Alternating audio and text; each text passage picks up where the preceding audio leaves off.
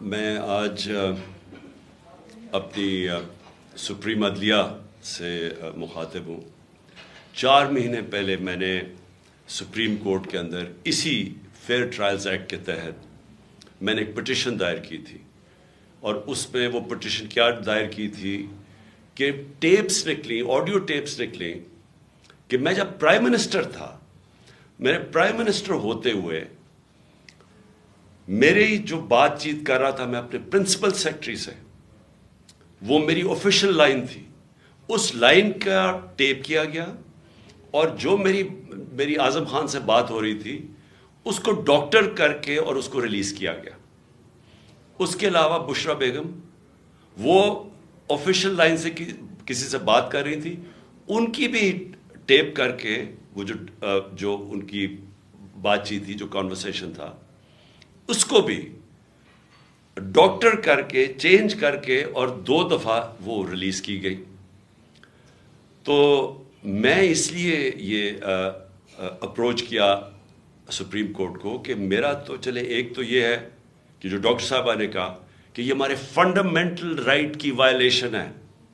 ہر انسان کا بنیادی حق ہے آرٹیکل 14 کانسٹیٹیوشن میں ہماری پریویسی اور ہماری ڈگنیٹی پروٹیکٹ کرنے کے لیے۔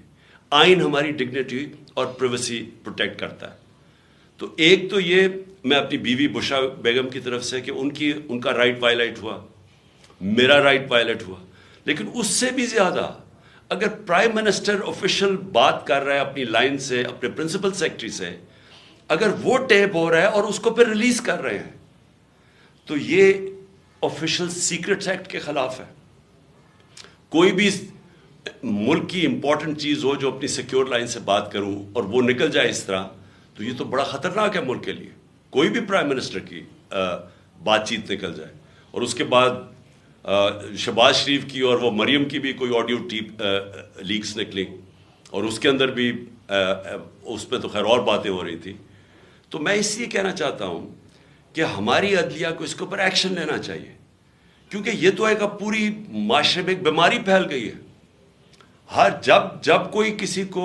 کو بلیک میل کرنا ہوتا ہے، اس کی ٹیپ نکلاتی ہے۔ ہم اپنے سپریم کورٹ کو درخواست کرتے ہیں کہ 4 مہینے پہلے میں نے پٹیشن کی تھی، پھر میں نے پچھلے ہفتے اس کو پھر سے کہا کہ اس کو سنا جائے۔ میں اس لیے کہہ رہا ہوں کہ میں ہمارے معاشرے کو بچائیں ان بلیک میلر سے، ان لوگوں کو سامنے لے کے آئیں۔ کون ذمہ دار ہے کہ اس معاشرے کے اندر بجائے یہ کہ یہ اس ملک کے صاف اور شفاف الیکشن کروا کے اس ملک کو آگے لے کے جائے، جمہوریت کی طرف لے کے جائے، یہ معاشی بحران سے نکالیں۔ جو لوگ تباہ ہو رہے ہیں اس وقت مہنگائی سے، جو لوگوں کا آج جتنا برا حالات ہیں پاکستانی قوم کے کبھی تھے نہیں، جو انہوں نے جس طرح 11 مہینے کے اندر ایک لوگوں کا معاشی قتل کیا، تو بجائے ادھر لے جانے کے جس لیے ہم نے اپنی گورنمنٹس ڈیزالو کی تھی کہ یہاں الیکشنز کروا کے اس ملک کو اس بحران سے نکالیں، یہ الٹا اس کو استعمال کر رہے ہیں ہمیں کرش کرنے کے لیے۔ اور یہ جو میں جے آئی ٹی کا پھر آخر میں یہ کہتا ہوں،